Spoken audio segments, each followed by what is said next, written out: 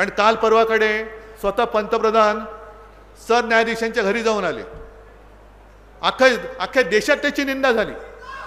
अगदी संजय राऊत तुम्ही सुद्धा निंदा केली, पण मी सरन्यायाधीशांना धन्यवाद देतोय.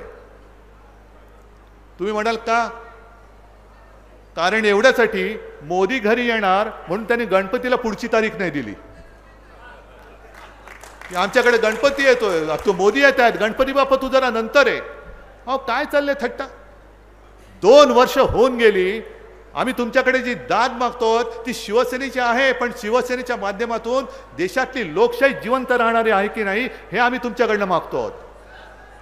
न्यायदेवतेवरती आमचा विश्वास जरूर आहे, पण जर न्याय वेळेमध्ये दिला गेला नाही तर त्याहीपेक्षा मोठं कोर्ट हे माझ्या समोर बसलेलं जनतेचं न्यायालय, हे सर्वोच्च न्यायालय या देशामधलं आहे. आणि त्या न्यायालयाच्या दरबारात आजपासून मी आलेलो आहे. मला न्याय तुमच्याकडनं पाहिजे, मला न्याय तुमच्याकडून पाहिजे. आणि हा न्याय मिळवण्यासाठी म्हणून मी आलेलो आहे. निवडणुकीच्या वेळेला तर मी परत येईन. अनेक लोक आज शिवसेनेमध्ये आलेत, त्या सगळ्यांचं मी स्वागत करतोय. काही जण तर भारतीय जनता पक्षातून आलेले आहे. आता उलटा प्रवास सुरू झाला, याचा अर्थ भाजपाचं सरकार जात आहे. नाही त्या खोक्यात आता गद्दारांना बंद करून सोडून द्यायचंय.